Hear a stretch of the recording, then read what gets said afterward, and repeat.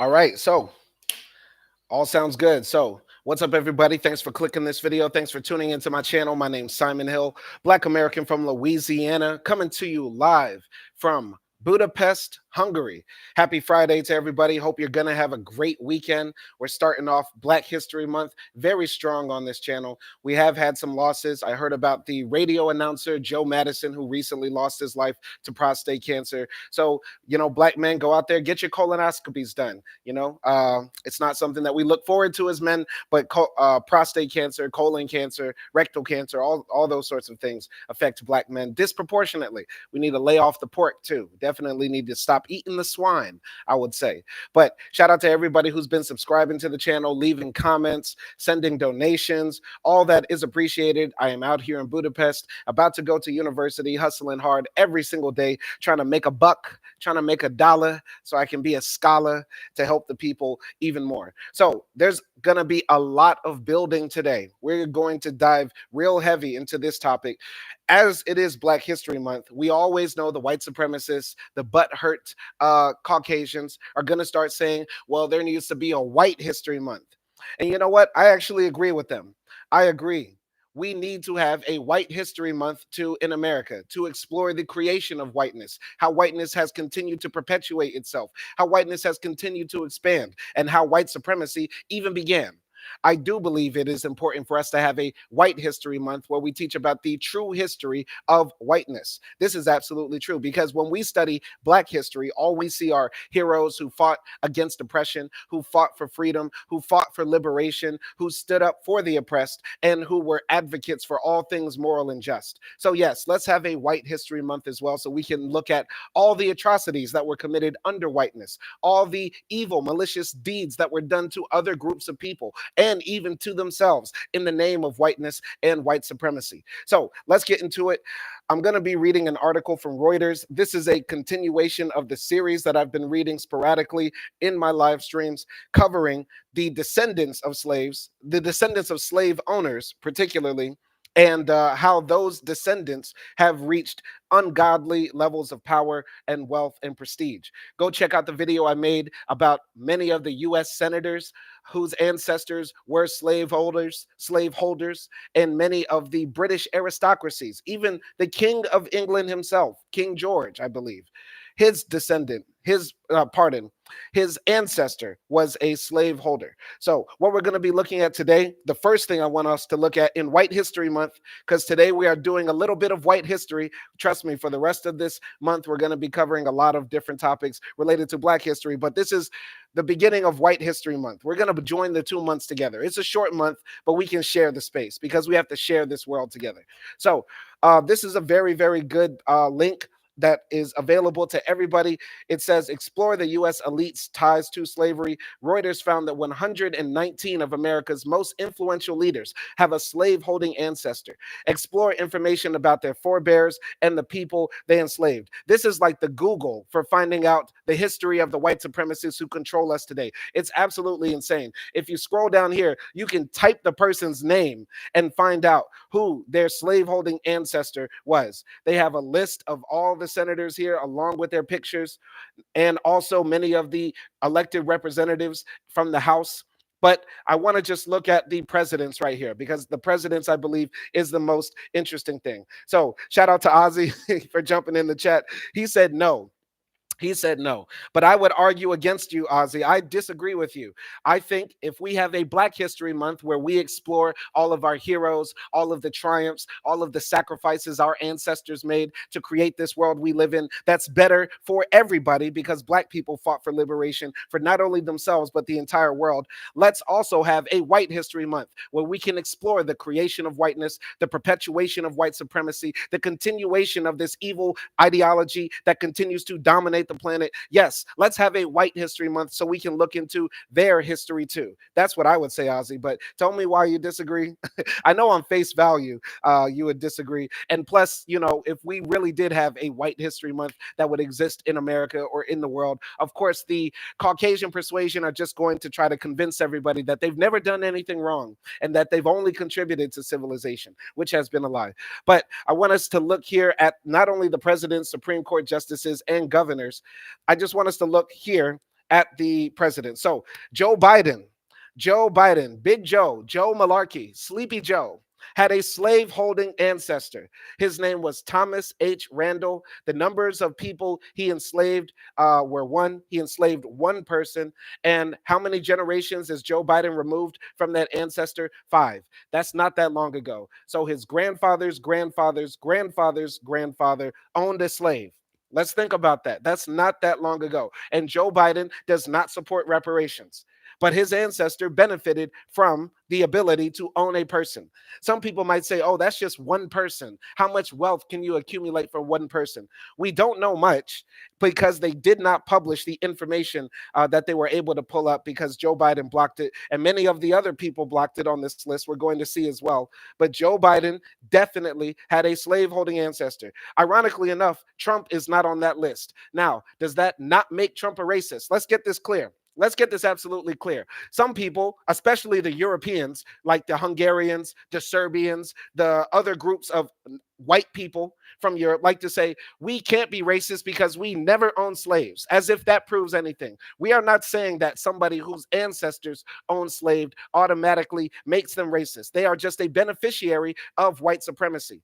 But if you are a person today exhibiting anti-black hatred towards people, if you're a person who does not agree with policies that can advance the lives of black people in places where we have historically been marginalized and oppressed, yes, you are a racist. If you're running around here palling up with white supremacists and groypers, you're a racist and you're not our friend. So Joe Biden, like I said in the previous live stream, is a better choice, a better candidate than racist ass, raping ass Donald Trump.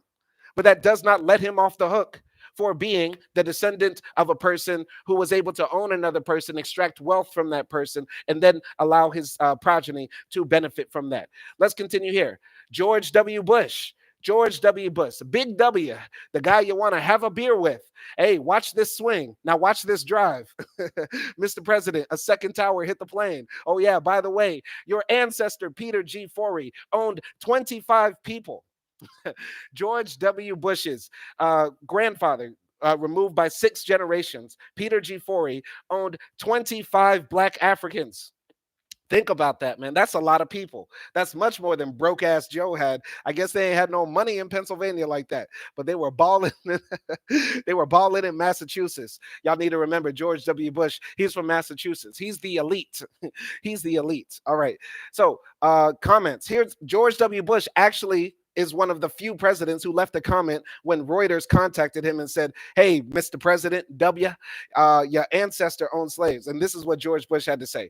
So in a statement to Reuters, the chief of staff for former President George W. Bush said, thanks for your important research in helping bring this to light. As President Bush said at the dedication of the National Museum of African American History and Culture, a great nation does not hide its history. It faces its flaws and corrects them. We can't move closer to our founding promise of equal opportunity without remembering the founding sin of slavery. That disturbing past inspires us to go farther and faster on the journey toward a better future of liberty and justice for all. That's actually a noble statement.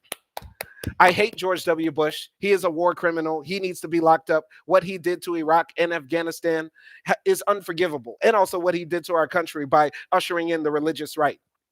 But I like this statement. But this is the thing. This is the problem, black folks. We can't just be too hyped up off of words. George W. Bush's publicist typed this up on his phone at 3 a.m. when he found out the news. I'm probably sure George Bush will probably say so, like the real George Bush will probably say so. But still, it's good that this message is actually out there. Better than Joe Biden, who found out Reuters called up his assistant, his legal team, his whatever, and said, hey, Mr. Biden, you got a slave-holding ancestor. And Biden hung up the phone and said, cut the malarkey.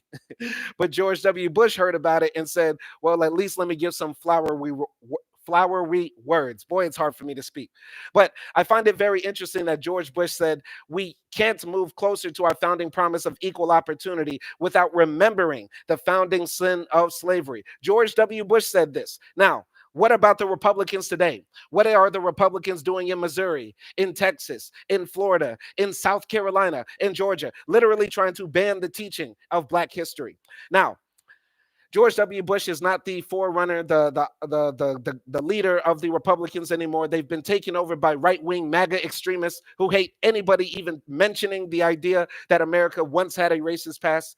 So I find this very interesting that in our lifetime, we are seeing a party switch. And there are a lot of people online, specifically black conservative men, unfortunately, who believe that the party switch never happened, that the Democrats who used to run with the KKK, who used to be the ones hanging up black people by nooses on trees and lynching us, who used to burn crosses, are the same Democrats that we have today.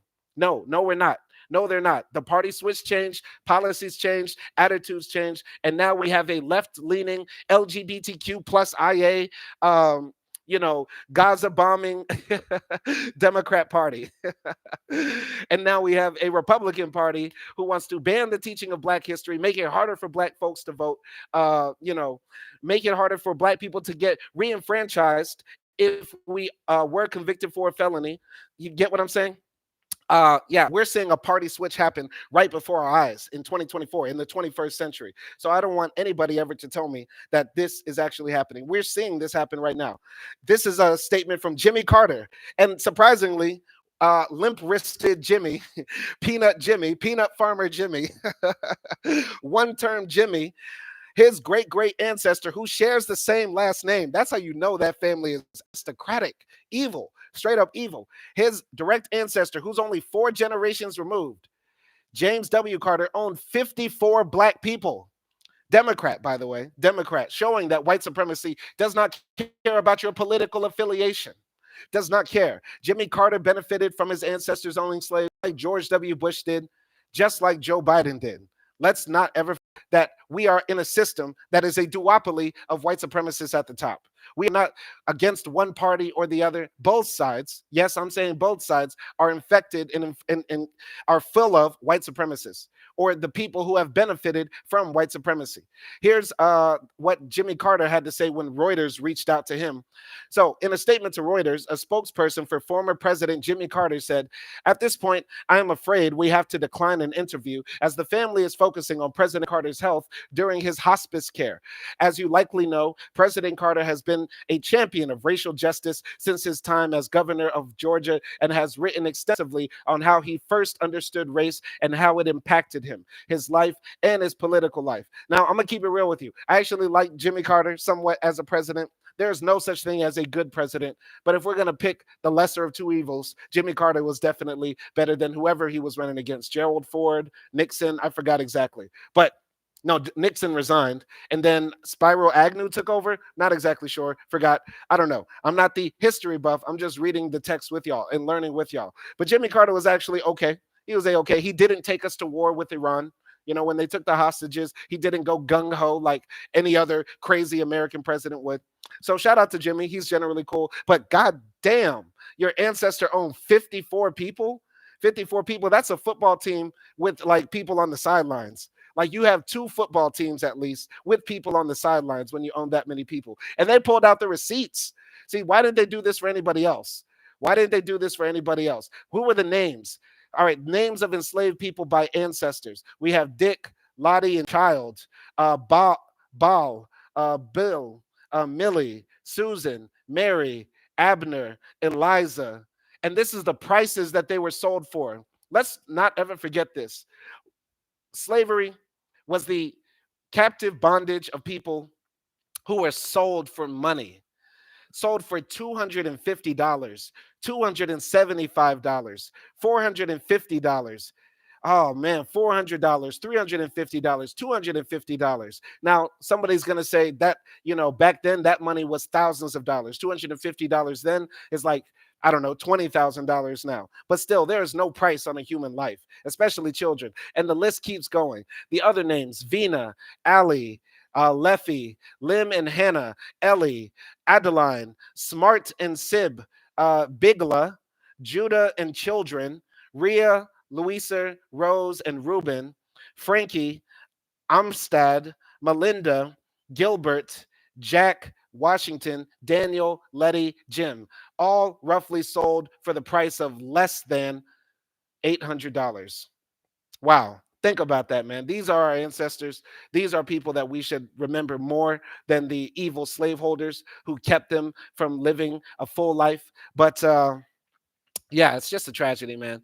But let's continue with White History Month. This is Happy White History Month, guys. All right, Bill Clinton, Big Bill, Big Bill. Bill Clinton keeps a trail. They call him Big Willie. They call him Mr. Sloppy Toppy 2 times. You got to say it right. Big Will, another Democrat, owned slaves in his history. 5 generations ago, his guy, Martin Adams, his great great grandfather, owned one person. Why are the Democrats so broke? No, right now they got him beat in number just because of Jimmy Carter alone. Just because of Jimmy Carter alone, the Democrats got one up on the Republicans when it comes to slave-holding ancestors. But these are just like the living ones, at least. If they went back and looked at the other guys, John F. Kennedy, uh, Woodrow Wilson, all those other people, they would have had slave-holding ancestors too. But Billy didn't want to comment about his slave-holding ancestor. Surprise, surprise, surprise! Barack Obama. Barack Obama, courtesy of his white mother, who not only has a slaveholding ancestor who was a white man, but she also has a black male in her lineage. Yes, I know. Barack Obama technically through his mother's side has a black male ancestor. This is a true fact and you can look it up. So technically Barack Obama is the kind of the first black American president because that those roots are tied together. But yeah, by the time his father met his mother was definitely white, even if she had that 1% of African DNA in her, right? So yeah, Barack Obama is the first, black president, but via Kenya, right? But anyway, he had a slave-holding ancestor named George W. Overall.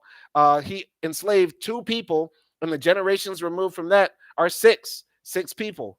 6 people separate Barack Obama from his slave-holding ancestor. That's crazy because if Barack Obama was born then, that man, George W. Overall, even if he knew Barack Obama was his grandson, would still keep him in chains because that's what these slavers did. They enslaved even their own children.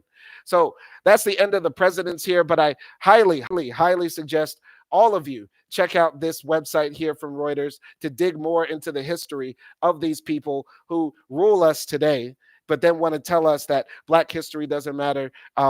We need to move on beyond the past. If we want to move on beyond the past, how about you pass on down all that wealth that you were able to inherit from your slaveholding ancestor? Happy White History Month, guys. Happy White History Month. Let's go.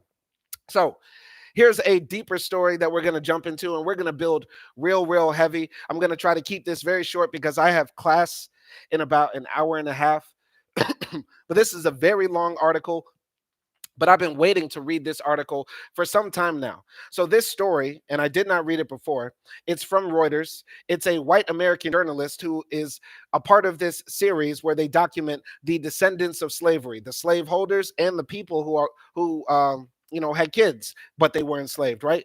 And he started researching his own history and found slavers in his background. So I'm going to bring this point home again. If we are going to have Black History Month, let's also have that White History Month so all the white folks around in our country and around the world can see how they benefited from whiteness, how white supremacy came to exist, how the slaveholding that was done is more widespread, and the people who are descended from slaveholders in America is very large. A lot of white folks like to say, oh, my ancestors never owned slaves. We came here in 1822.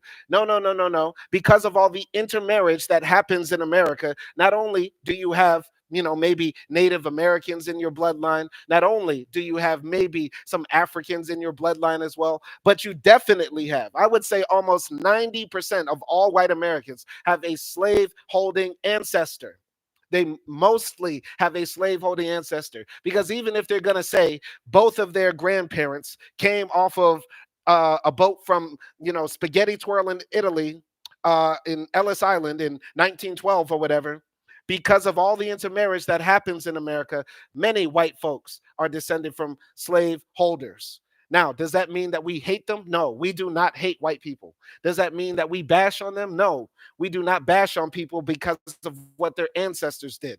But we do need to acknowledge the benefits of having an ancestor who accumulated so much wealth and so much capital by owning people and using them as a resource that, this now continues today. The average white household in America has a wealth 10 times that of the average black household. That's not by accident. That's not because black people are lazy. That's not because black people have a ghetto culture or anything like that. That's because of no fault of our own, but it's because of the consistency of wealth to be able to accumulate, especially in a capitalistic system. So, this article is titled Slavery's Descendants, Part 2. The Slaves Built That. Amid racial justice protests, a Reuters journalist began exploring the ancestral ties to slavery of America's most powerful politicians. He also excavated his own family's history, which presented a more daunting challenge. So, shout out to Tom Lasseter. I don't know who you are. You're going to show your picture later in this article because I skimmed it ahead. But shout out to Tom Lasseter for having the courage to do this, because a lot of white folks would not have the courage to do this. Just like how we saw, I just showed you all the presidents who had slaveholder ancestors, and only 2 or 3 of them actually spoke up and wanted to speak to Reuters and give comments about it. So I want to say shout out to Tom Lasseter for actually doing this deep dive. If we're going to look at the powerful politicians who control America and have slaveholding ancestors, let's not just pin it all on them. We also have to look at our own past. Happy White History Month, guys. So, Washington, we sat in the pews of a Methodist church last summer, my family and I, heads bowed as the pastor began with a prayer. Grant us grace, she said, to make no peace with oppression. Our church programs noted the date, June 19th or Juneteenth, the day on the federal calendar that celebrates the emancipation of Black Americans from slavery. The morning prayer was a cue. The kids were ushered from the sanctuary to Sunday school. My son, 111, the other 8 at the time, shuffled off to lessons meant for younger ears. The sermon, delivered by a white pastor to an almost entirely white congregation, was headed toward this country's hardest history. Interesting. Church is the most segregated place in American society. Most white folks go to an all-white church, and most black folks go to an all-black church. And it's not because of legal separation, but it's because the gospel for white folks does not include anything about racial justice or having any sorts of racial reckoning. They want to only be able to see God in themselves and not have to deal with the guilt that would come along with actually acknowledging the privileges of being white in America. Let's continue here.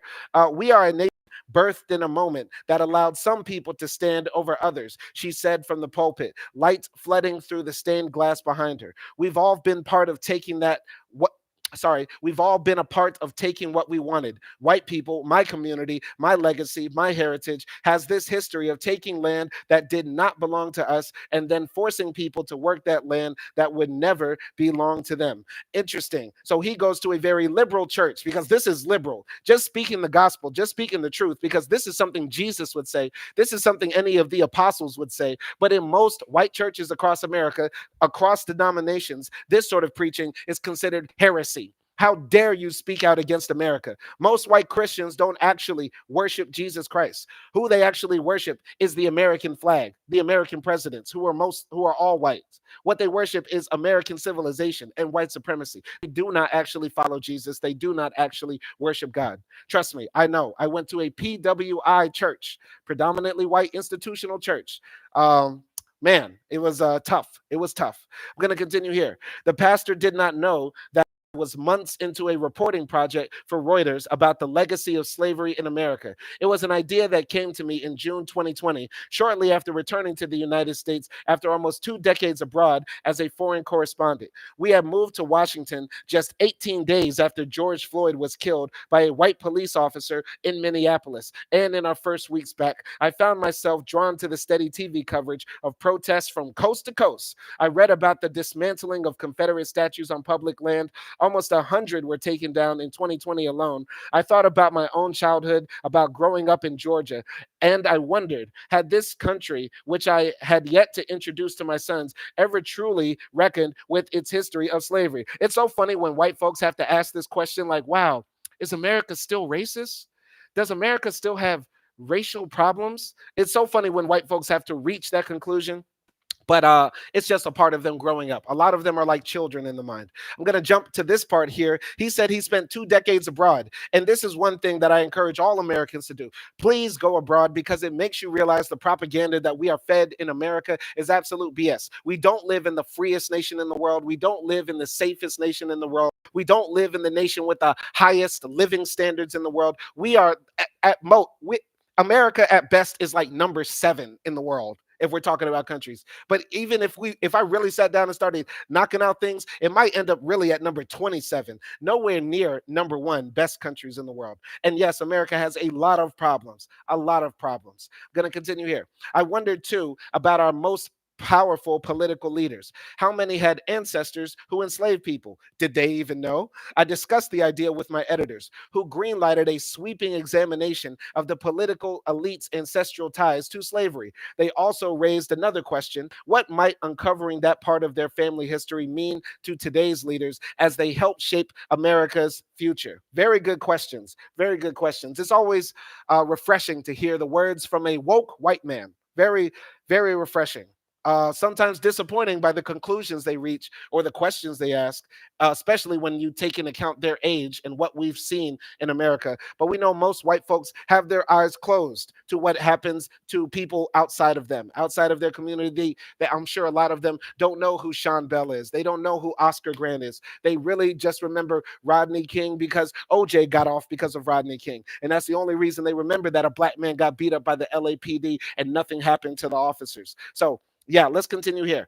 A group of Reuters journalists began tracing the lineage of members of Congress, governors, Supreme Court justices, and presidents. A complicated exercise in genealogical research that, given the combustibility of the topic, left no room for error. It's so crazy that in America, it's controversial even just to discuss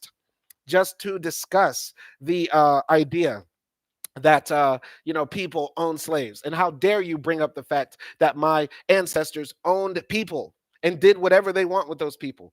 Tragic. All right.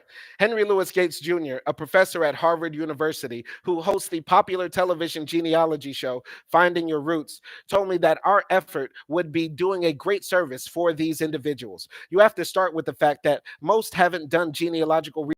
They honestly don't know their own family's history, Gates said. And what the service you're providing is: here are the facts. Now, how do you feel about those facts? And there was more to the project, something I needed to do, if only out of fairness. As a native of Mississippi who grew up in Georgia, I would examine my own family's history. A passing remark made by my grandfather long ago gave me reason to believe my experience wouldn't be as joyous as the advertisements I saw for online genealogy websites. Instead of finding serendipitous connections to faraway lands, I suspected I would find slavery on the red clay of Georgia.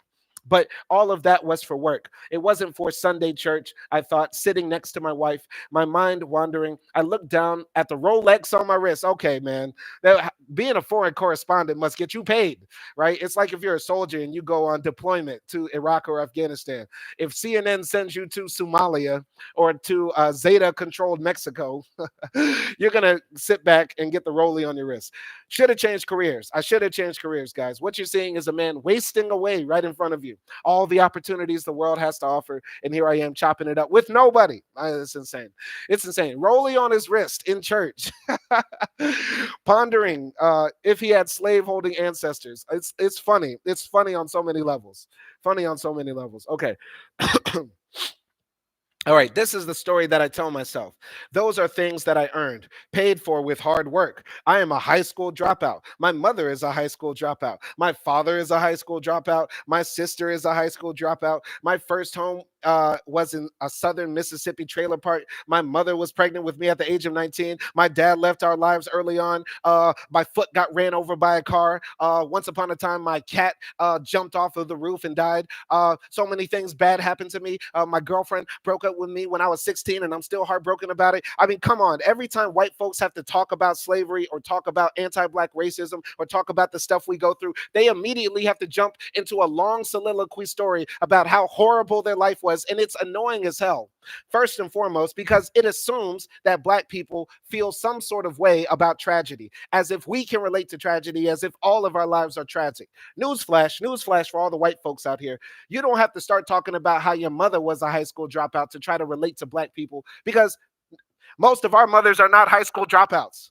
Most of our families are not low life degenerates. Most of our families are not in prison. Most of our families are not gangsters, thugs, prostitutes, and pimps. Most of us are not like that. Most of us did not grow up in poverty. Most of us don't live on welfare. Most of us don't go and live in Section 8 housing. Most of us don't have to do that. So it's a shame. It's so annoying and embarrassing that they feel like they have to say that, as if black people can naturally gravitate towards some tragic upbringing. Like, oh, we feel you, brother. Yeah, you come from a long line of degenerates. Well, I don't know really what to say, but I guess I'm black and life has been hard. But I come from a lineage of college educated, masters achieving, C-suite existing black folks. But I have to relate to your sorry white ass. But you could still have a Rolex on your wrist as a high school dropout. Meanwhile, me, as a college educated black man, has to sit on YouTube and talk to nobody. Talk to nobody and make $0. $0. But I'm doing this out of the passion, but it's okay. It's okay. But you get the idea. You get the idea. It pays to be white. It pays to be white. But I'm sick of white folks saying this. Please stop saying this. If there are any white folks watching this in posterity, talking about your struggles in life does not relate to the struggle of being black, because most black folks don't have to struggle. And you just saying this, makes it seem like because we were enslaved and are in, and the enslavement of our ancestors is a big part of the reason why we are at the bottom of the socioeconomic ladder today. It makes it seem like your personal struggles that happen in your immediate family somehow relate to intergenerational trauma. It's not. So I'm going to continue here. I got my GED. I moved from a community college to the University of Georgia, working as a short order cook while earning a bachelor's degree in journalism. Yawn. Boring. Okay. For me, church is a place that offers a soothing sense of order, of ritual. That morning, I didn't feel comfortable. I resented the pastor. I was there to listen to the choir and contemplate a Bible verse or two, not to be lectured, especially about a subject I was grappling with personally and professionally. Oh, the white tragedy in his heart. Happy White History Month, guys. See, this is why we don't want White History Month. Not because we don't want white folks to examine the role of whiteness and white supremacy, but it's because it becomes one big sob fest. They become the victims. They become the ultimate victims. If white people were to tell their own history, you would think the world was, it's insane. It's absolutely insane. All right. We would swear with our last breath that we do not have a racist bone in our bodies, she continued. I hate when white folks say this as if bones are racist. And if it's not your mind, this shows you that white folks in general don't even know how to think about racism. I don't have a racist bone. Ain't that where racism comes from? It's like a genetic disorder. You're born with it. You have a bone that likes to creak, the N word when you wake up in the morning when you first touch grass. Anyway, but some of us were born in a lineage of people who take land that is not ours and enslave other people. Her words come close to the facts that my reporting surfaced in the months ahead. Let me read that again because that came out very strange. Her words would come close to the facts that my reporting surfaced in the months ahead. Still, on this Juneteenth, I was done listening. After the service, I walked to the car with my wife and sons. I didn't talk with them about the sermon as we headed to our home on the outskirts of Washington.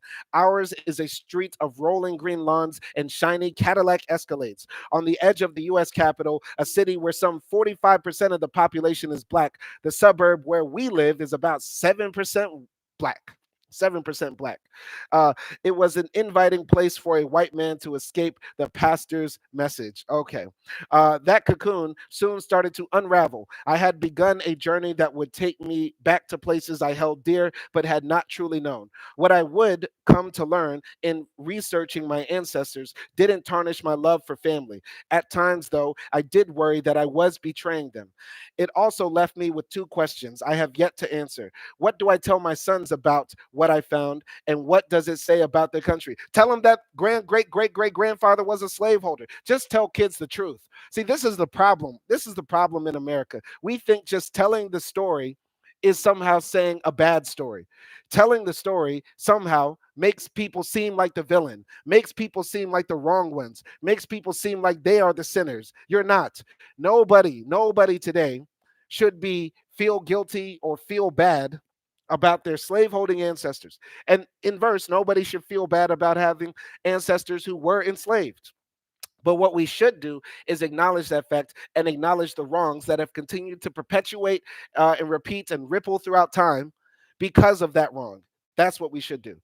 So, introducing America. Throughout 2022, our reporting team trees for congressional members. We connected one generation to the previous, like puzzle pieces snapping one to another, extending years before the end of the U.S. Civil War in 1865.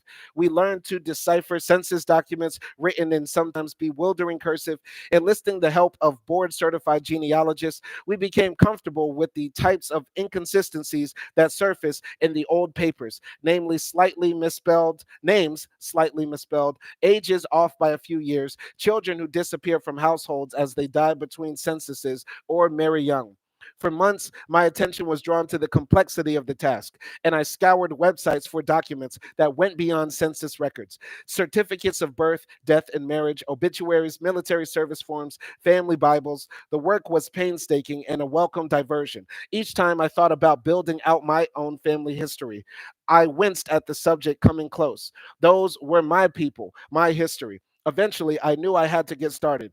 My wife and I were born in America. Both of us are journalists. We met in Baghdad there to cover the war in Iraq. We married later while living in Russia, had our first son in China, our next in India. After 2 years in Singapore, we decided it was time to take the boys home to America, a land they'd visited on summer trips to their grandmother's houses in Georgia and Virginia, but hardly knew. Once again, I really, I know he's painting the story, and this is going to be a long article here, but I think he's trying to set it up to say that, he's one of those good white liberals who's worldly and open minded because he lived in a lot of countries and ate some really spicy food once in Thailand.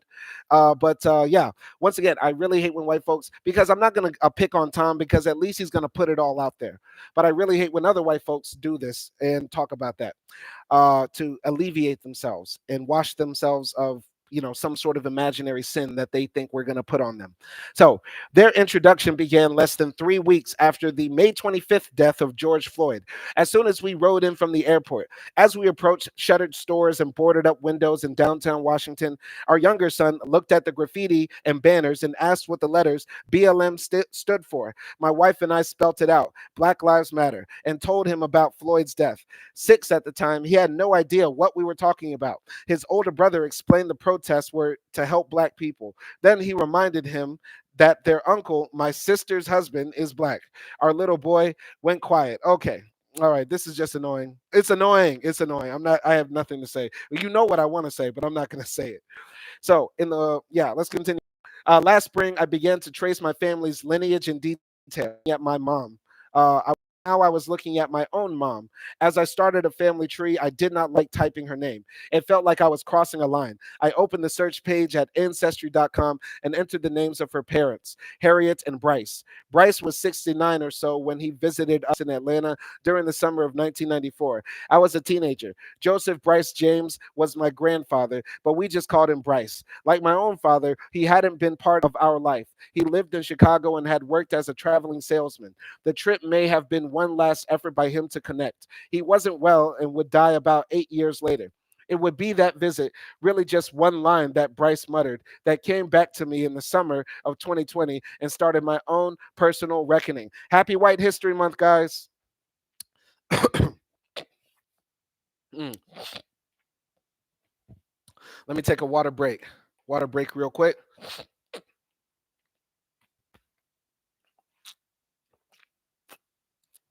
Mm.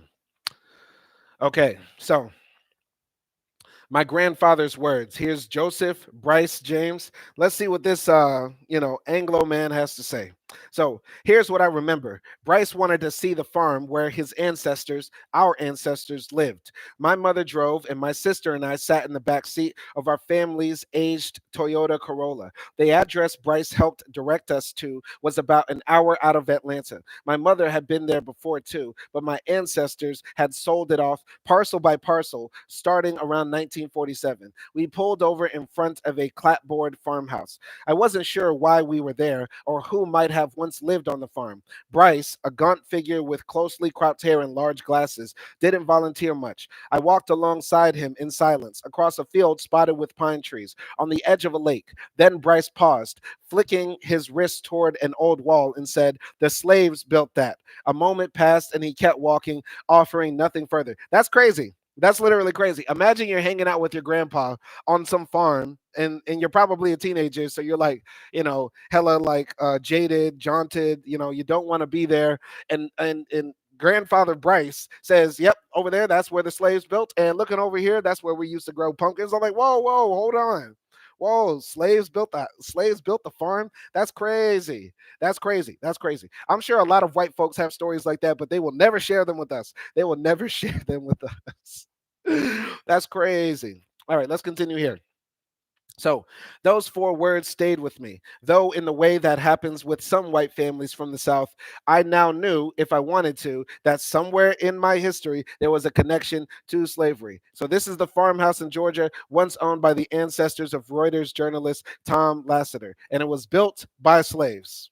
All right, where to begin? Before prying into Bryce's side, I decided to look somewhere more familiar. The census shows my mother's maternal grandmother as Cornelia Benson. I grew up calling her Grandma Horsey Feather, a nickname given her by my mother's generation, the product of a long ago children's tale. I never understood why some people call their grandmothers and grandfathers weird nicknames. My grandmothers and grandfathers just said, "Call me grandma, call me grandpa, granddad," something like that. Never Grandma Horsey Feather. Ain't that country? That's just the most country name.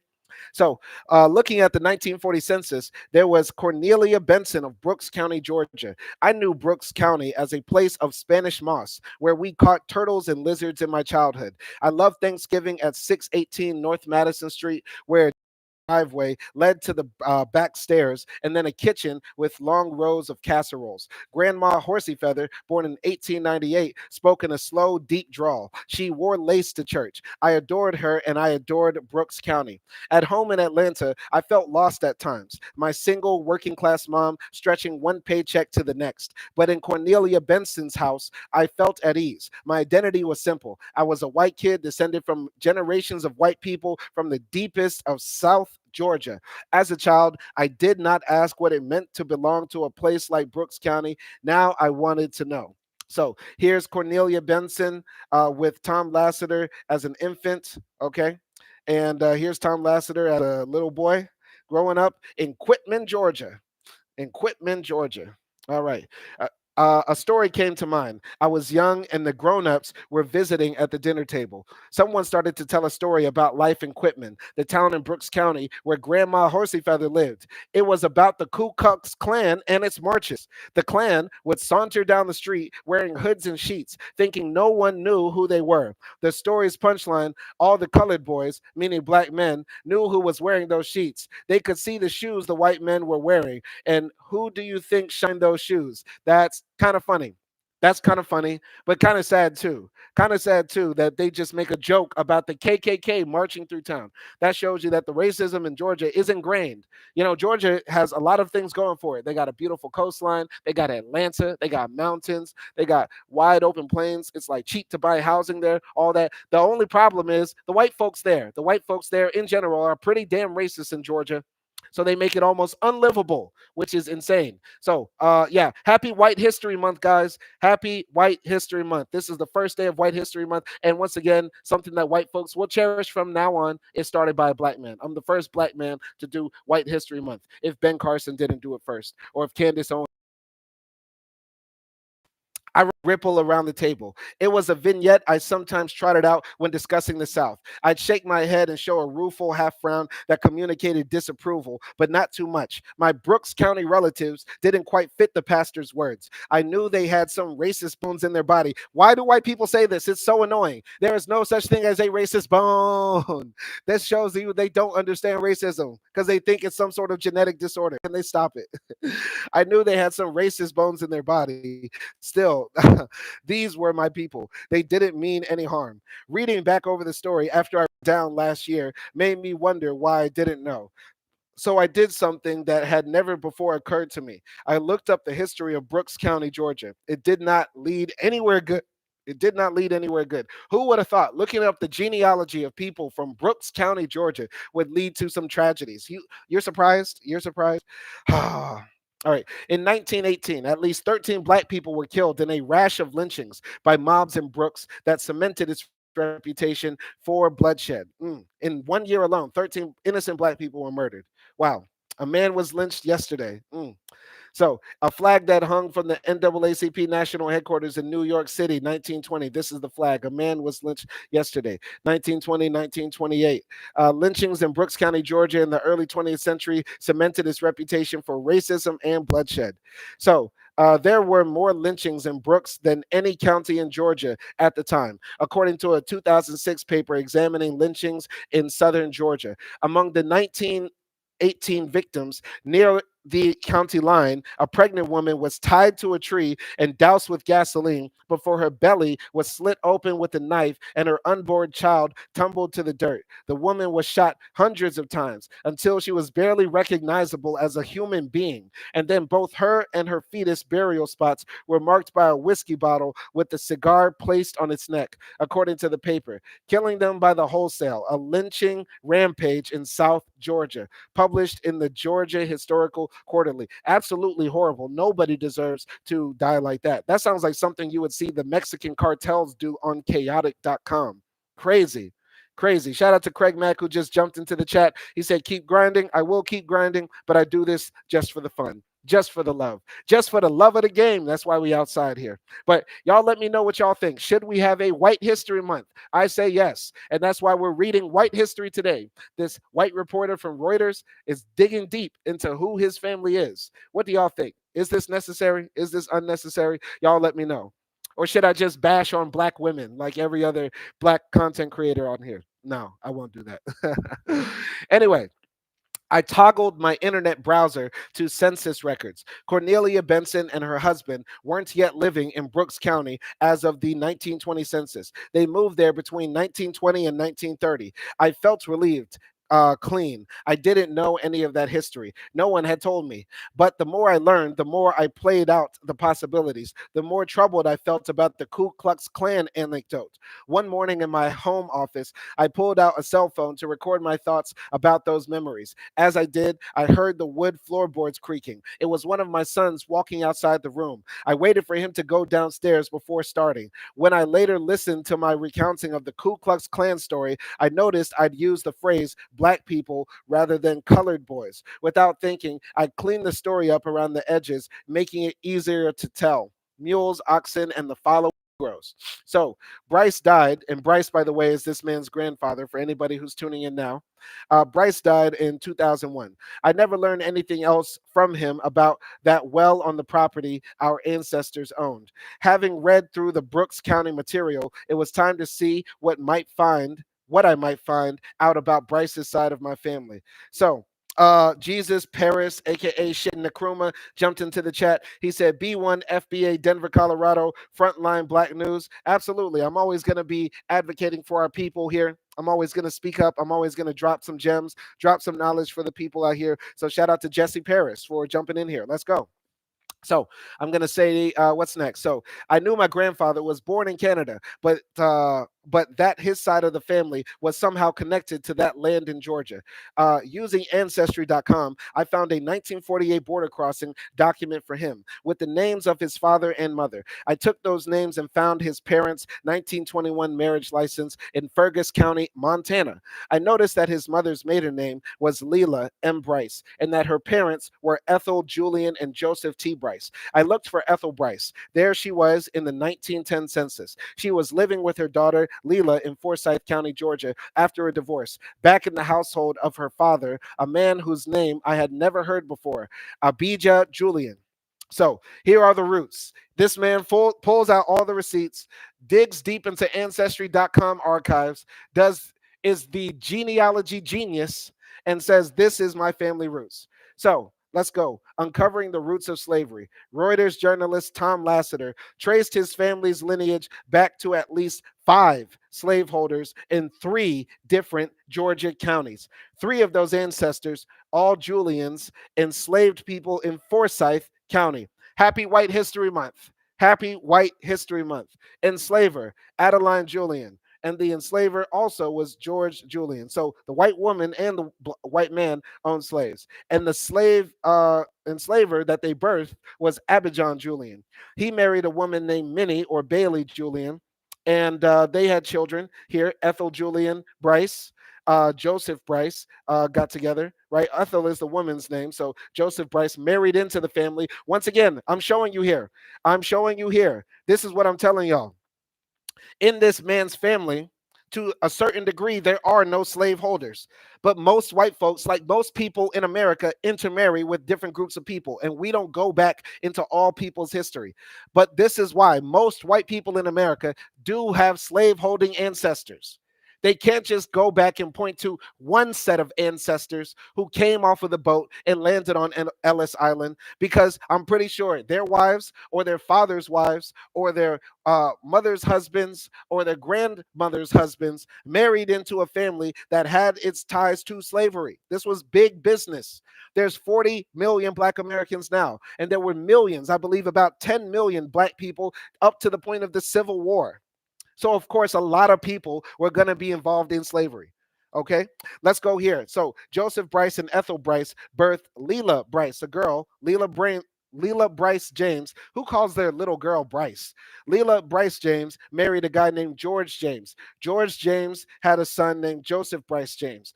On to the other side. So we have Cornelia Benson, which is the guy who wrote this article's grandmother, right? She married a man named Frank T. Benson. They had a son named, no, they had a daughter named Harriet Benson James. Harriet Benson James and Joseph Bryce James. It's crazy that not only are they incestuous because they only marry white folks, they're only marrying people with their last names. That's a bit weird. Does nobody else find that weird? Does nobody else find that weird? I would be turned off even dating a girl whose last name was Hill, especially if she was black. Especially if she was black and from America, we might be related. No, no, no, no, no. I can't do that. How are you going to marry another white person with the same last name, knowing that y'all DNA is like very small? It's like petri dish small. Why would you do that? That's like wishing for your son to have a third ear. Absolutely insane. A lot of the people here, Adeline Julian married a person named George Julian. They had a son named George Julian, Abijah Julian, and then he marries a woman named Minnie Julian. Nobody finds this strange. Am I not reading this genealogy chart right? Because this is very strange. Very, very strange.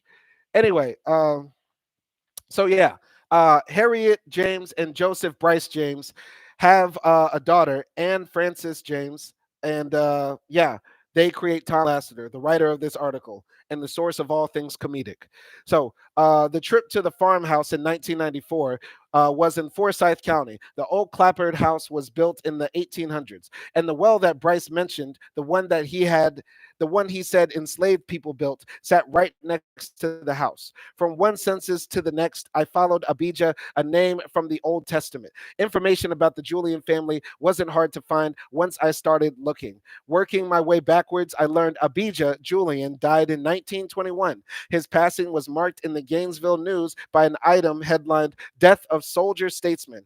Placed high in the article was the fact that Abijah Julian was part of a Confederate cavalry general's staff during the Civil War, and that in his later years, he had been a prominent figure at all reunions of the Confederate veterans. The piece ended with these words: Mr. Julian was laid to rest, shrouded in the Confederate uniform, which he loved. Now, there are some people who say we need to honor the Confederate soldiers because a lot of them didn't own slaves. That's a lie because, in fact, Abijah Julian did own somebody at least, and that's why he's listed as an enslaver. But just because some was a soldier fighting for a cause, fighting to defend their state or their family or anything like that, their cause has to be just and moral. We don't have to honor Nazi soldiers. We should not honor Confederate soldiers either, period. These people should be regarded as traitors, secessionists, evil people who wanted to destroy America and destroy its constitution.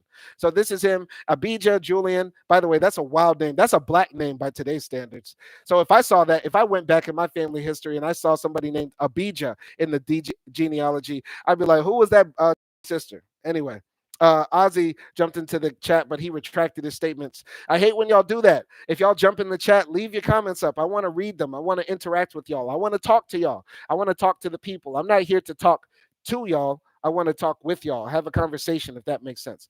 So here's a picture. Abijah Julian seated was buried in a Confederate uniform. In an account by his wife, Minnie Julian, she described him returning from war, broken in health and spirit. Negroes free, stolen stock and money Confederate valueless. Okay, and money, he means the Confederate money because the Confederates even printed up currency. So he had served in Georgia's state legislature for 3 terms. I looked for more details about him and his ancestors before the Civil War. Abijah's father, also a member of the state legislature, died in 1858 at home in Forsyth County, according to press reports. It was just a couple of months before Abijah's 16th birthday. Some 4 years later, Abijah went to war against the United States. In 1864, a year before the Civil War ended, he married a woman in Alabama, the daughter of a doctor who moved to the Julian farm. In an account by his wife, Minnie Julian, she described Abijah returning home after the war, broken in health and spirit, Negroes free, stock stolen, and money Confederate valueless.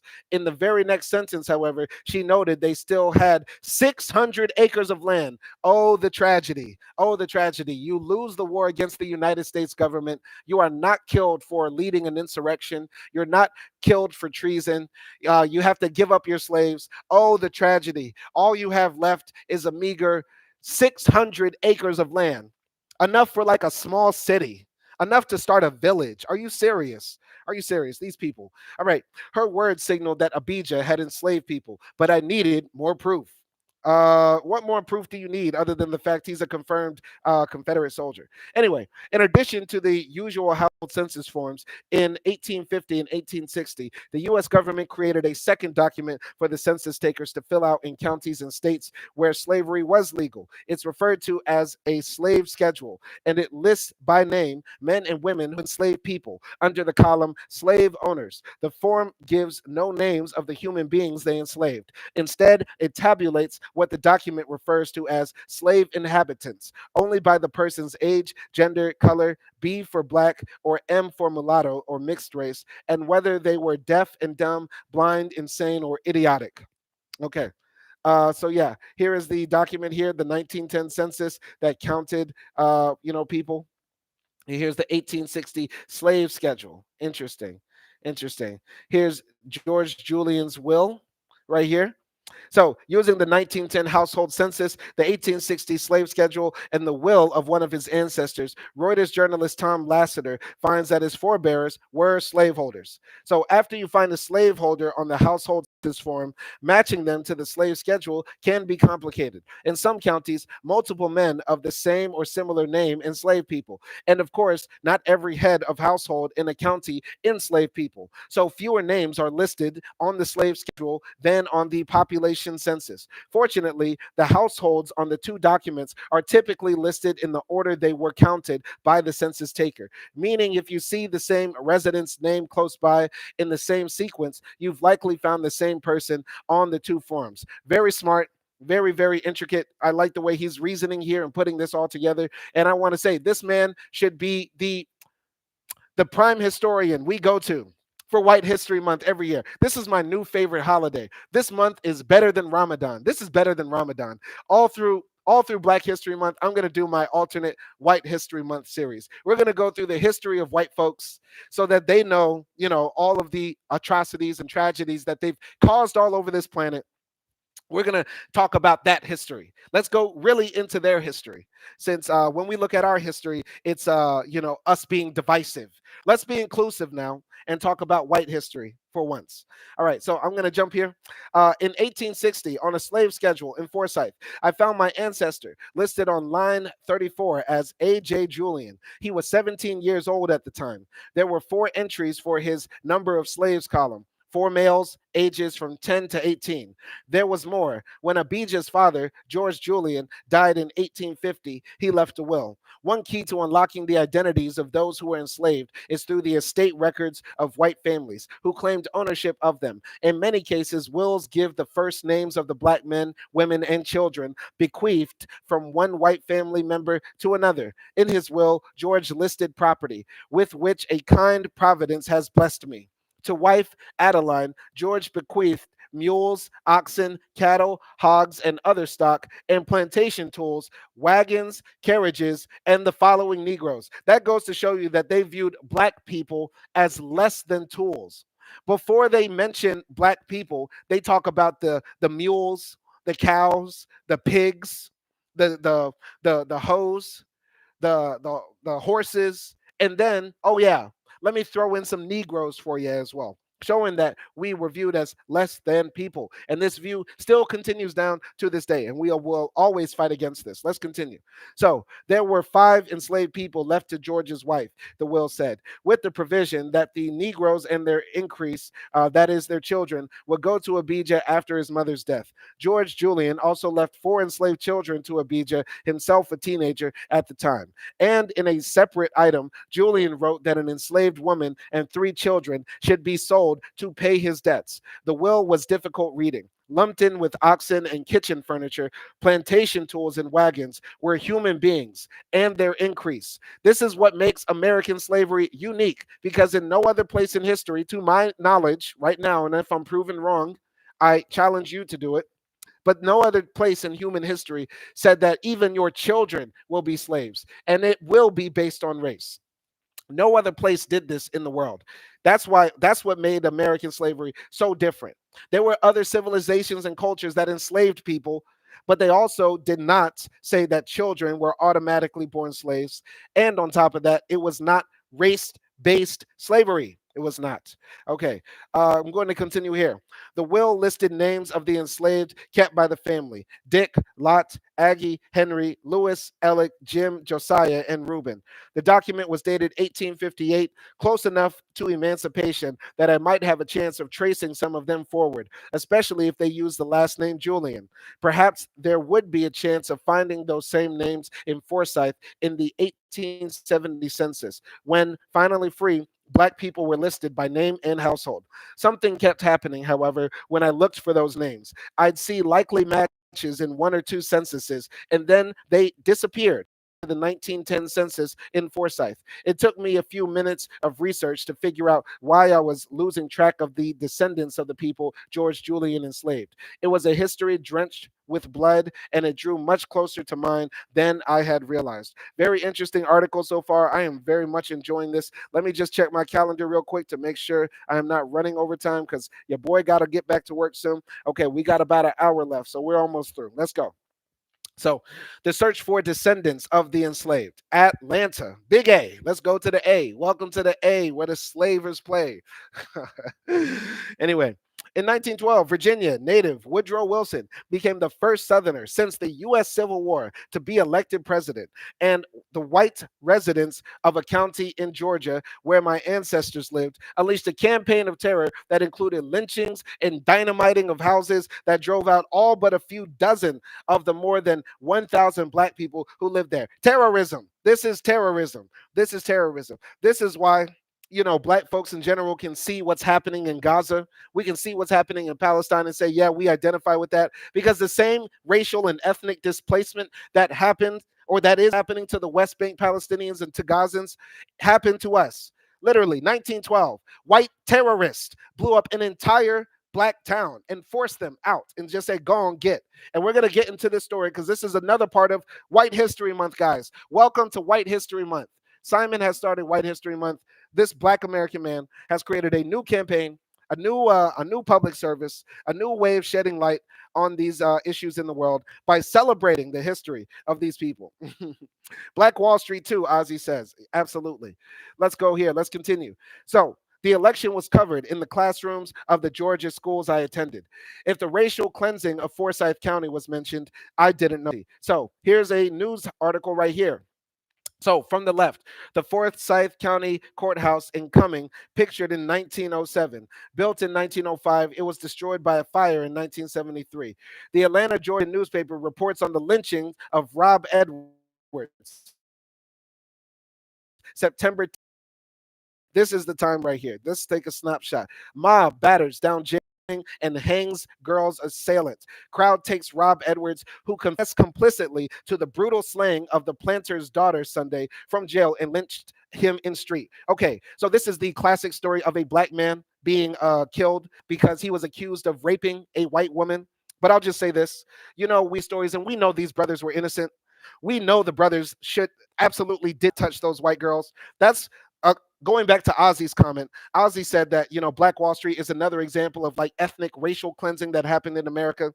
But I'm going to say this here, and this is Simon Hill Keeps It Trill. This is Simon Hill Keeps It Trill.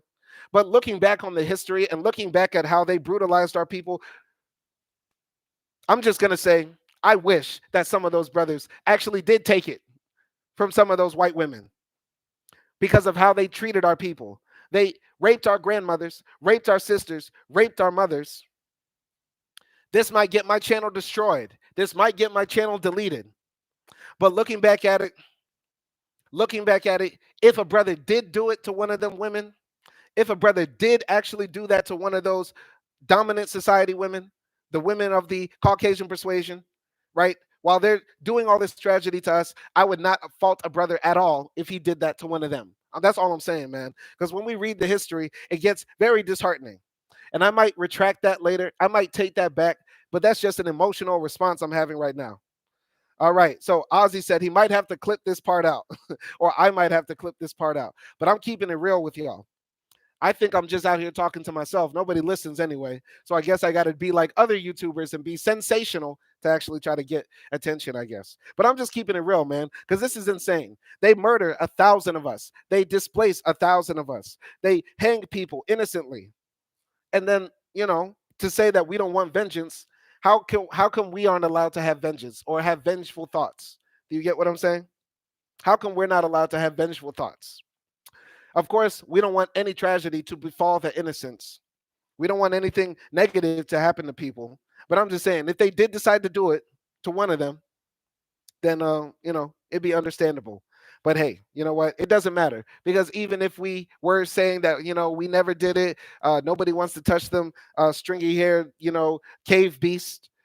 They would still say, "Oh, all of you are obsessed with our women and that sort of stuff." I'm just keeping it real, man. I'm keeping it absolutely real.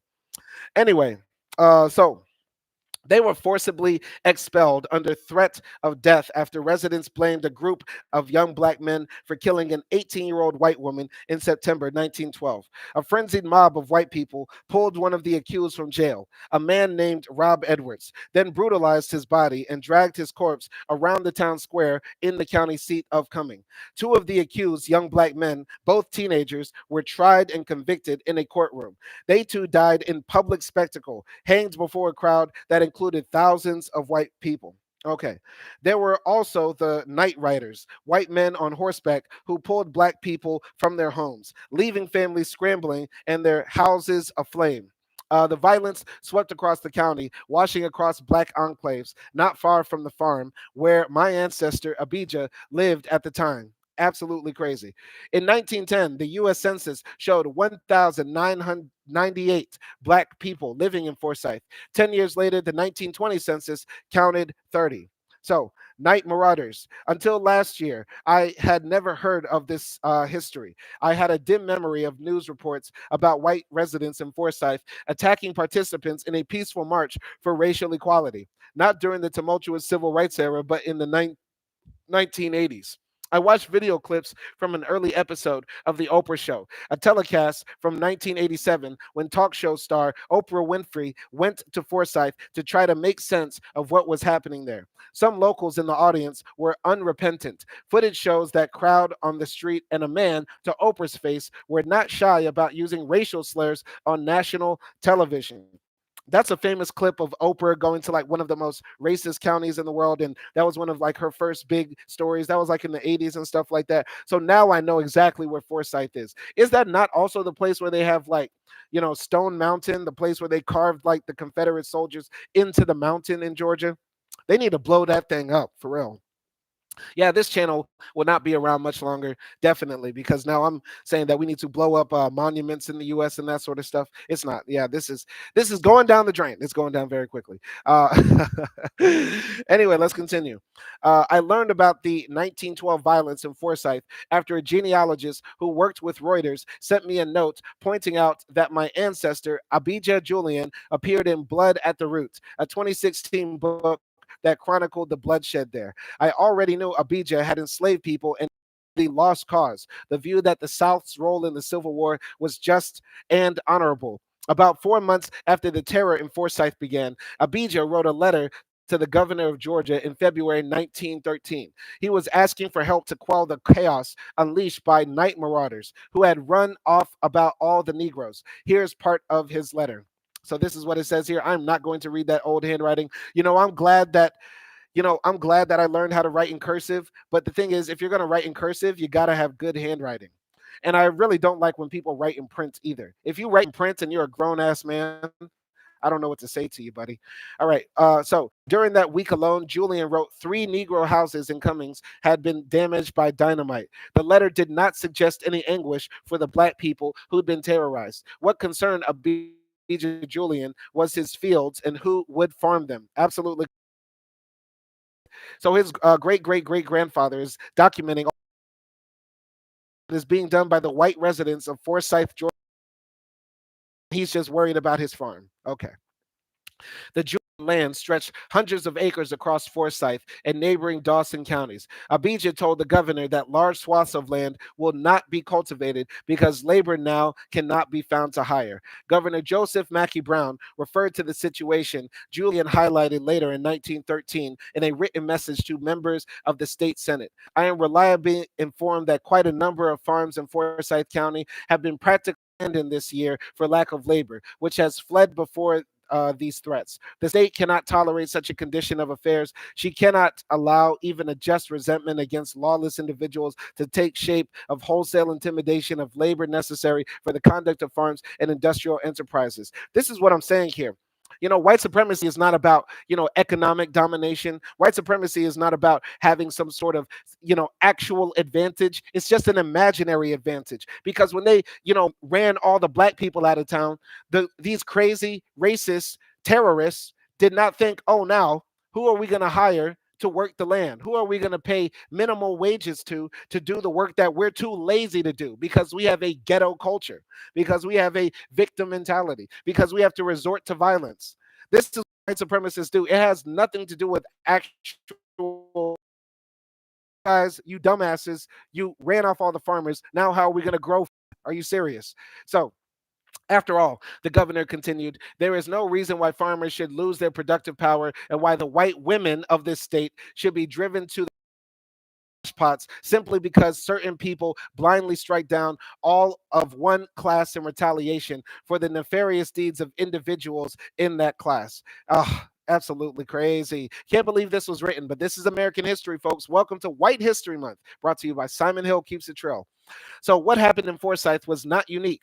White people across the South have been pushing back against political and economic progress made by Black Americans after the end of slavery and would continue doing so. In 1906, a white mob stormed downtown Atlanta, killing dozens of Black people and attacking Black businesses and homes. In 1921, a white mob destroyed a Black community in Tulsa, Oklahoma, and according to a government commission report, left nearly 10,000 innocent Black citizens homeless. The death toll was in the hundreds. Once you begin to look, such violence stretches on, decade after decade. Still hopeful that I might be able to somehow identify and locate living descendants of the people my family enslaved, I flew to Georgia last November.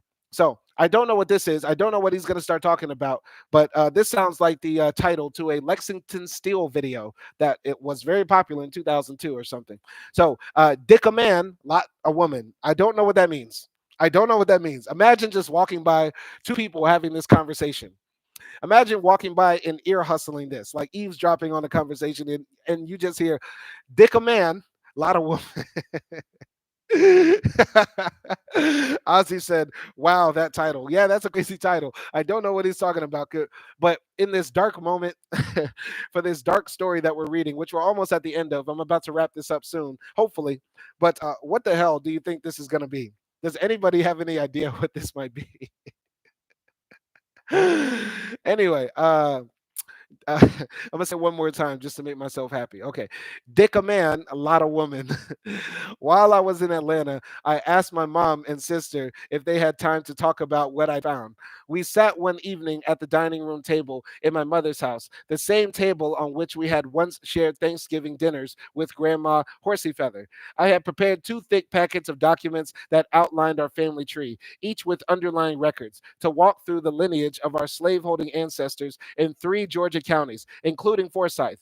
I explained that my search began with the memory of walking with my mother's father across some land our people used to own in Forsyth, and my grandfather casually remarking of the old well, the slaves built that.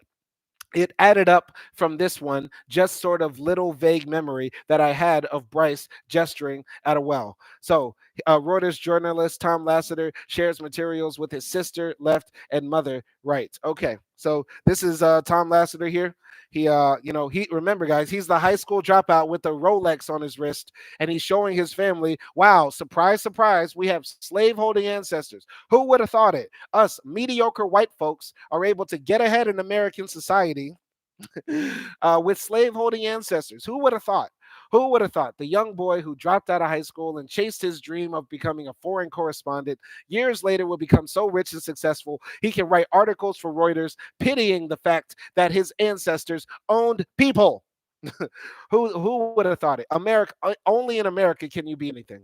I'm going to continue here. The first question came from my sister, who is married to a black man. He loves pointing that out. Every time a white person has a relative who is black, they cannot shut up about it. They cannot shut up about it. It's crazy. The first question came from my sister, who is married to a black man. Her voice was stretched thin with emotion. She asked, "Is there any possibility of doing the same for the people that our family enslaved?" I'd found a man in Grandma Horsey Feathers. See, I'm sorry, guys, I'm reading like this. I'd found a man in Grandma Horsey Feathers' lineage who was a slaveholder and likely worked as an overseer in Jefferson County, Georgia. But neither I nor the genealogists we consulted could identify descendants of those he'd enslaved. So I've tried, I explained. The issue is that the best details that we have are in Forsyth County. But in Forsyth County, they forcibly expelled all of the black people. Imagine talking to your grandma and you're like, "Hey, grandma, I did some research." "Oh, really? What'd you find, baby?" "Well, I found that our ancestors take is kicked them out of the entire county. We burned down their homes, blew and killed people and made them all skip. So now we can't do it, grandma. I'm sorry. We're not able to pay reparations in the form of raisin cookies because we kicked out all the black people of Forsyth County." This is what imagine having this conversation with your grandma. How would that go? White history. There were, however, names of listed in the will as Dickaman. Oh God. See, that's probably the worst torture. Imagine you're a soldier in like 1850. What type of name? Hey, Dickaman, come here. And you just got to answer to that. And yeah, you could kill your master, but then you know they're going to cut off your dick and burn you alive while you hang from a tree. But is it worth it? God, somebody show this article to Kanye. Tell him slavery wasn't a choice because nobody's going to come up to me and just say, hey, Dicka man. What the hell is this? What the hell is this? Listed in the will as Dicka man, that was a slave name, and Lotta Woman, they looked like a possible match for a couple living three households from Abijah Julian's uncle in the 1870 census. This was somebody's slave name.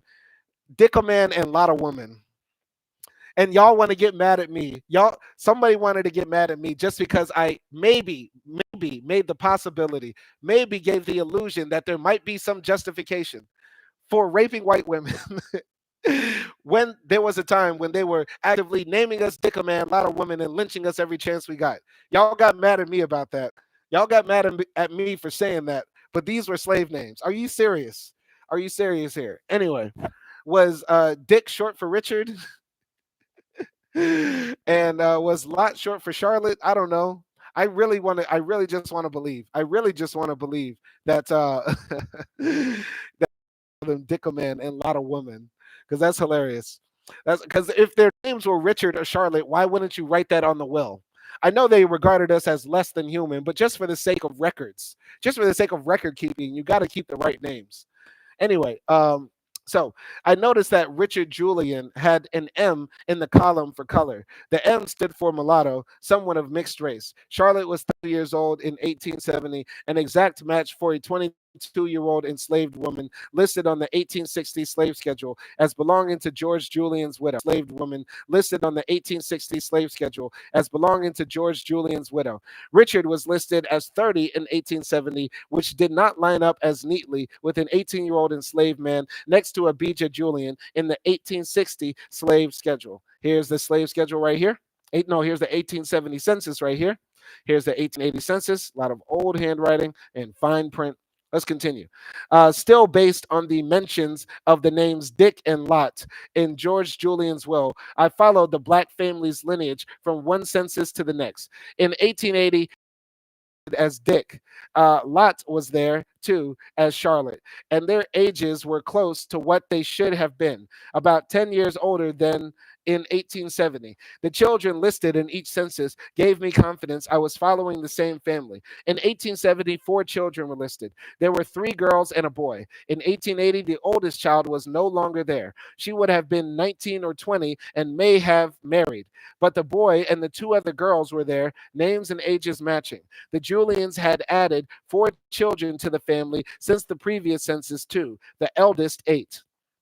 So, my sister's first question after I traced our family tree that night lingered. Is there any possibility of doing the same for the people that our family enslaved? One of the children in the 1880 census would provide the path. The Shacks. The day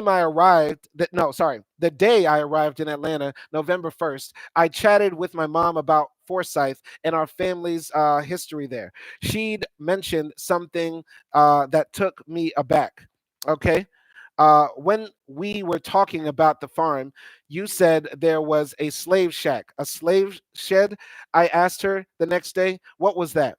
It turns out my mother had visited the Julian farm when she was a kid. Someone had pointed her to a pair of shacks on the farm and explained that they were where the families of the enslaved used to live. That's crazy. Imagine going to grandma's house. I went to my grandmother's house, every summer. It had great, wonderful times. Never looked in the back and saw a slave shack or a slave shed. Man, man, man, man. But let's all remember, guys. Let's all remember, guys. Their family had a hard life. His mom dropped out of high school. Let's not say that they're privileged now. They're not privileged just because they come from a lineage of slaveholders. Remember, one time, the mortgage was late. The mortgage was late one time, guys. Just because they come from a lineage of slaveholders. Remember, one time, the mortgage was late. The mortgage was late one time, guys. It was a tough time for the family. Anyway, It was a structure. By the time we came along, it was still on the property, but it was like a wooden structure that was falling apart.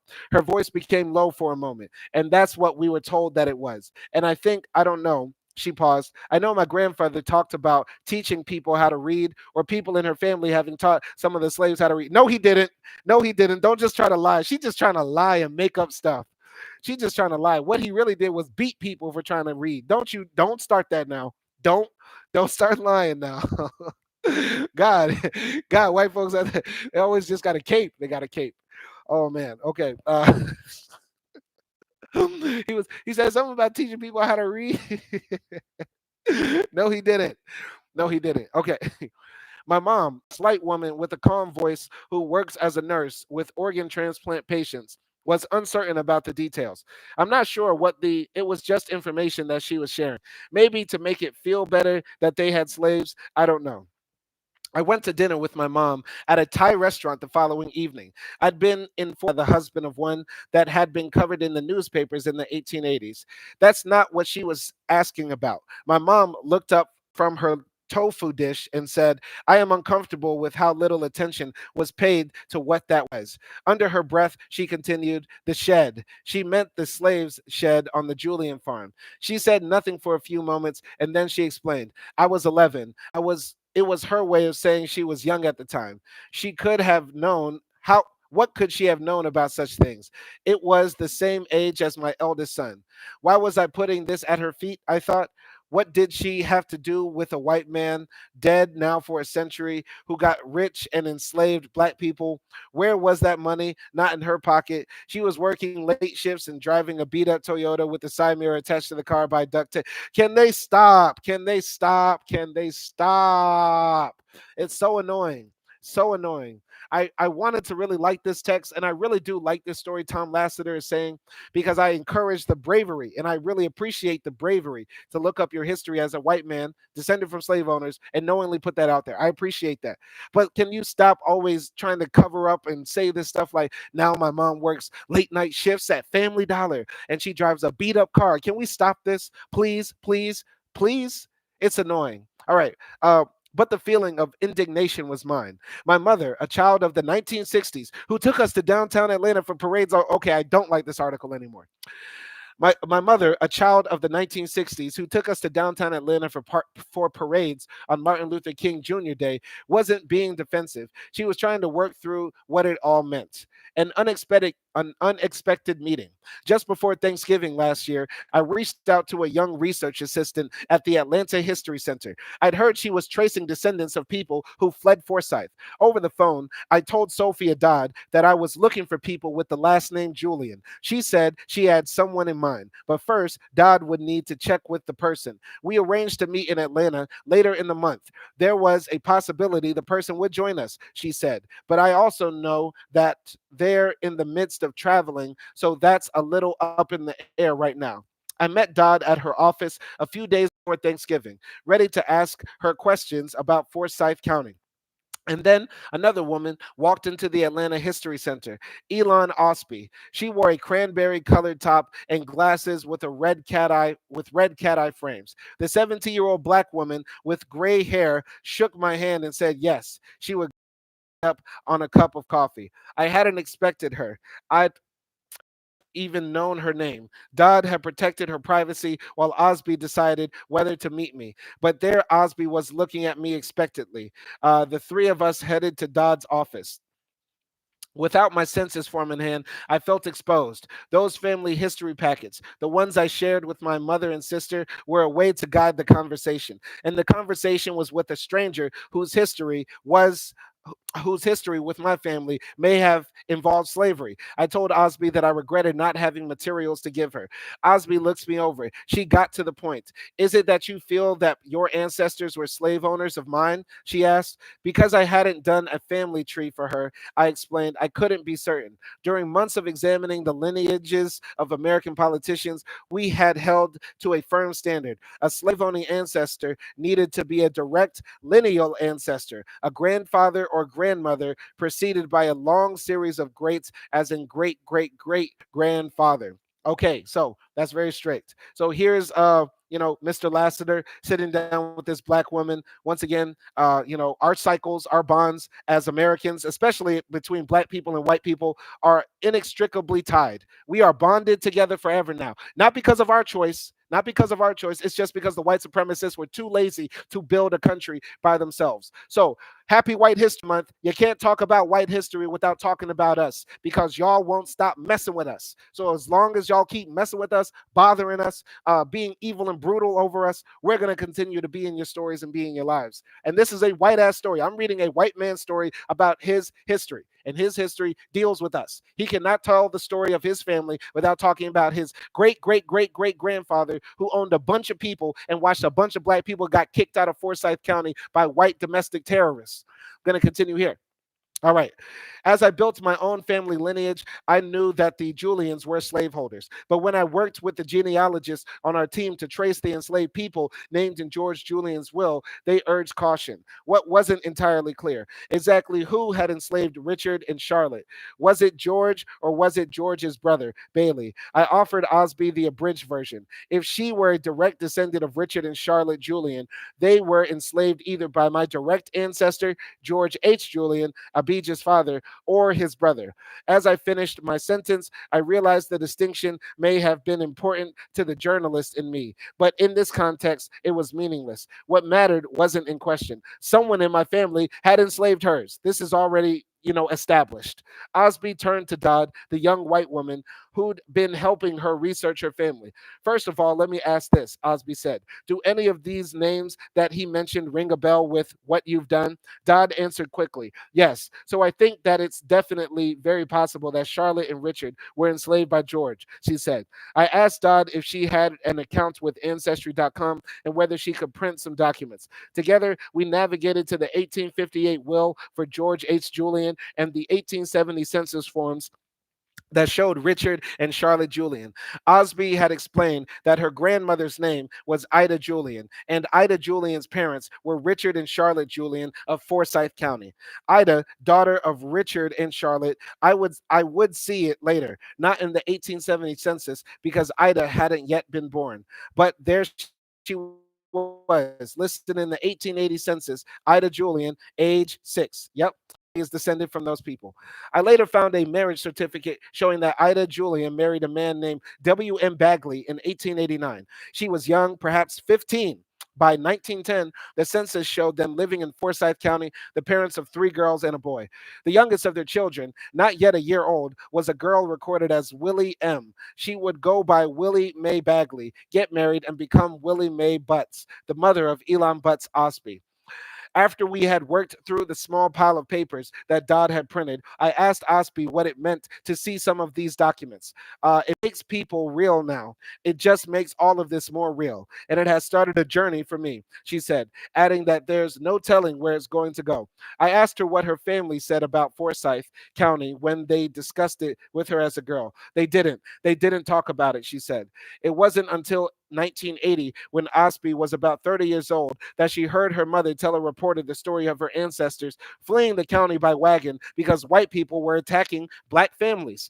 There wasn't any conversation about it, Osby said, but she did talk about her grandfather and this long hair, straight hair, and they would comb it. That was Richard Julian, Osby's great great grandfather, the man listed as mulatto on the 1870 census. She paused and stared at my face for a moment.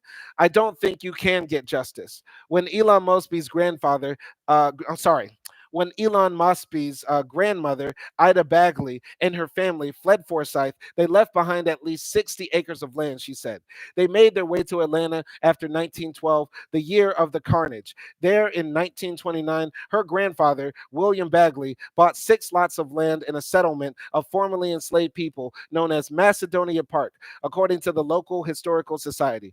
It was located in Buckhead, among the most expensive neighborhoods in Atlanta. The black residents of Macedonia Park worked as maids and chauffeurs for white families in the area as golf caddies and gardeners. Osby's grandfather made money as a cobbler and local merchant. Her parents opened a store and a rib shack. Her father was also a butler for a wealthy white family, her mother a cook. The area became known as Bagley Park, and her grandfather, according to a historical marker now at the site, was considered the settlement's unofficial mayor. See, this is the crazy thing about Black History Month. When we read about Black History Month, see, we just did Tom Lasseter's history and we just dug back deep into it, and it just gets nastier and nastier. There was a race riot in 1910 where they murdered black families and kicked them out. You go back even further. The father was selling the tools and selling the house and giving it all to his wife before he was going to die, along with people as well. Let's dig into White History Month. But then when we do Black History Month, what do we see? We see tragedy and we also see triumph. Not long after slavery, this ancestor of this woman, Elon, Elon Osby, becomes the first black mayor of Buckhead. Buckhead, widely regarded as one of the most luxurious places that black people can live in America, situated in a suburb of Atlanta. Tragedy and triumph. Only one or two generations after slavery, we were already making headway. And if it weren't for the white supremacists who are hell bent on destroying not only themselves, but America entirely, we would be much farther as a civilization and as a society. All right, I'm going to continue here. All right. So, in the late 1930s and early 1940s, nearby white residents, members of a women's social group, partitioned the county to condemn and raze Bagley Park, ostensibly for sanitary reasons. It had no running water or sewer system. The county, which had not provided those services, agreed, forcing the families to leave. They were compensated for the land, but it's not clear how much, and in the process, they lost real estate in what is a particularly affluent quarter of the city. Okay. So Osby's family had again been pushed off its land. The settlement was demolished and replaced by a park later named for a local Little League umpire. Last November, the city of Atlanta restored the area's name, Bagley Park. Just going to check something real quick, making sure that the stream is still running. Making sure that the stream is still running. Yep, it's still running. Okay. Water break real quick.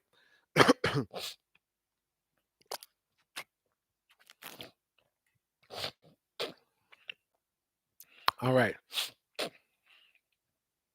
All right. So, in thinking about Osby's family and my family, I found it was impossible not to compare them, and in the role slavery played in our respective paths. In 1860, Osby's ancestors were enslaved and working the fields of Forsyth County. In 1860, my ancestor, Adeline Julian, widow of George and mother of Abijah, reported a combined estate value of $19,020. She was among the wealthiest 10% of all American households on the census that year, and that wealth didn't include her son's holdings. Then, just a teenager, Abijah had a personal estate of $4,828, according to census records. The amount lay largely in the value of the enslaved people bequeathed to him by his father. In 1870, Osby's ancestor, Richard Julian, free for only about 5 years, was listed on the census as a farmhand with no real estate or personal estate to report. In 1870, Abijah Julian, despite having lost those he had enslaved, still had a combined estate of $4,685. That put him in the top 15% of all households in America, census records show. Osby said her parents used the money they got from the government after being forced out of Bagley Park to buy land in a different part of Atlanta. They continued to work hard. Her father was hired as an electrician by Lockheed, and her mother ran a daycare business. Osby spent a career working in administration. She said she started as secretary for the manager of the city's main Tiffany and Co. location in 1969, then worked in various city government offices, and now for the Atlanta Housing Authority. After she'd finished telling me about her family and herself, I asked Osby whether she would mind me recording some video with my cell phone. I asked once again about her family's reluctance to discuss Forsyth. She repeated that black parents had long kept such things quiet. I noticed she added the words rape and lynchings. But she said, She has seen considerable progress during her life. Osby, whose family was forced out of Forsyth in 1912, was the keynote speaker in 2021 at a dedication event in downtown Cumming, where a plaque memorializing the bloodshed in Forsyth had been installed. And Osby, whose family was forced with others to leave their neighborhood in Fulton County, is now a member of the Fulton County Reparations Task Force. The group advises the county board and has sponsored research on what happened at Bagley Park, including a report documenting what Osby already knew, that property owners in Bagley Park were forced to liquidate their real estate, a vital link in the chain of generating. Very true. So here is the lady here. The ancestors of Elon Musk were among those pushed out of Forsyth County. They left behind at least 60 acres of land and headed to Atlanta. Shout out to Mother Elon right here. This is the good Elon, not the other Elon, the good Elon. So there was a time when I didn't feel that restitution or reparations was necessary for the land taken from black families after 1912 in Forsyth, and then what followed in Bagley Park, Osby said. I just want somebody to acknowledge it and say, we're sorry, but I have come to realize or come to feel that we do need to receive something in the form of restitution. I think that the main thing is if you touch people in their purses, they'll think before they let something like that happen again. I think it's mainly about how we can never let this happen. As for the enslaved ancestors, Osby had a different outlook on reparations. I don't want to think of slaves as property, as if I and if I have to give you a value for a slave person so that you can, give me reparations for that, then that's making them property. That's reinforcing the idea that they were pieces of property for somebody to own. Osby. So yeah, she definitely is an advocate for reparations, which is what we should all be. But I'll just say this: we shouldn't try to say, you know, reparations is the payment for a wrong that was done. It's not to get back all of the it's not to say, that we can finally be free or liberated and this will be the end of racism. Race reparations is the payback for a wrong that was done to a people and a wrong that continues to perpetuate. I'm going to jump into this comment here from Nelson Moreno. Can't read it because there's a heart right here, so I'm going to put an N. So, did you know that Elon regularly interacts with race realists on his platform? Okay, yeah, reparations heal. I don't know exactly if you're talking about Elon Musk, but we're talking about this lady whose name is Elon. She is the character in this story. Well, not a character. She's a real person who is descendant of the people that were enslaved by the journalists for Reuters who researched his history about slaveholders in his past. But yeah, Elon Musk is a racist. We're not surprised. He came from apartheid South Africa. His daddy owned an emerald mine in Zambia where he made the black Africans work for like pennies a day. Yeah, Elon Musk is trash. But we're talking about Auntie Elon right here, who's a nice lady.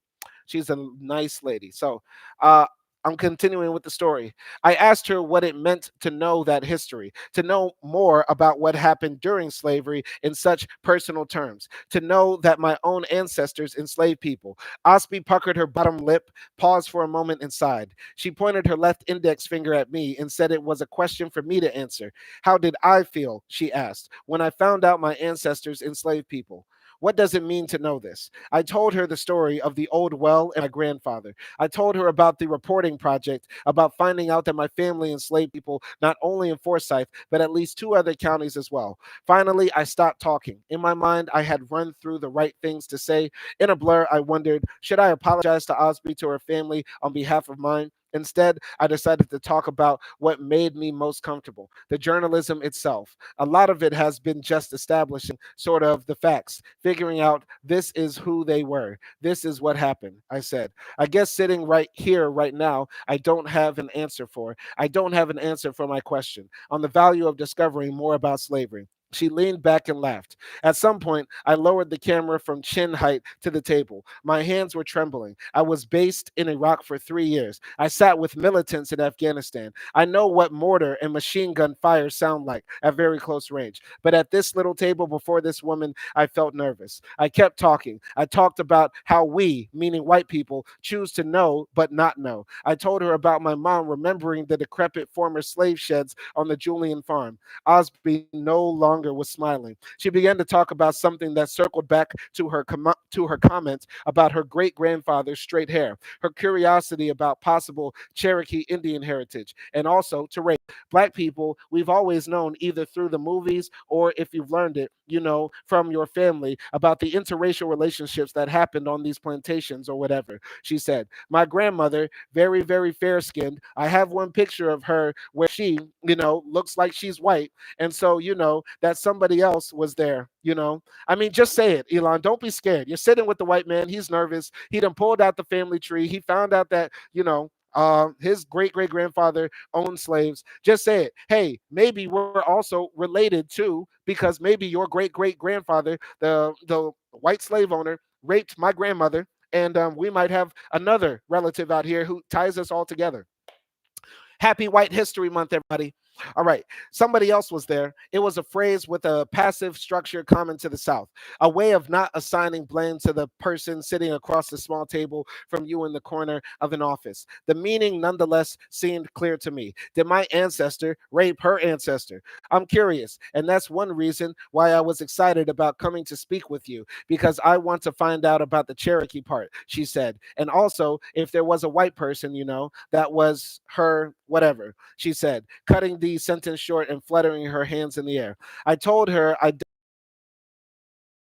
taking one as well. After we spoke, to go with her to the graveyard at Bagley Park. I followed her Mazda. Its license plate read Miss Elon.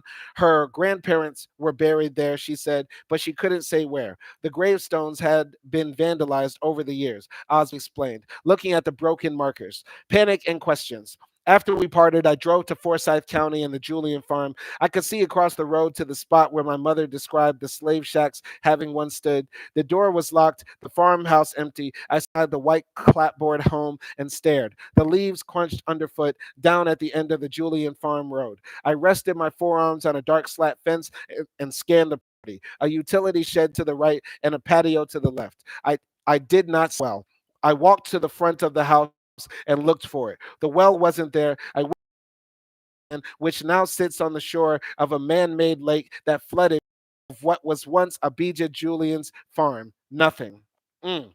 The waters of Lake Sidney Lanier, near what was once a farm owned by Abijah Julian. The lake, created in the 1950s, flooded parts of that farm.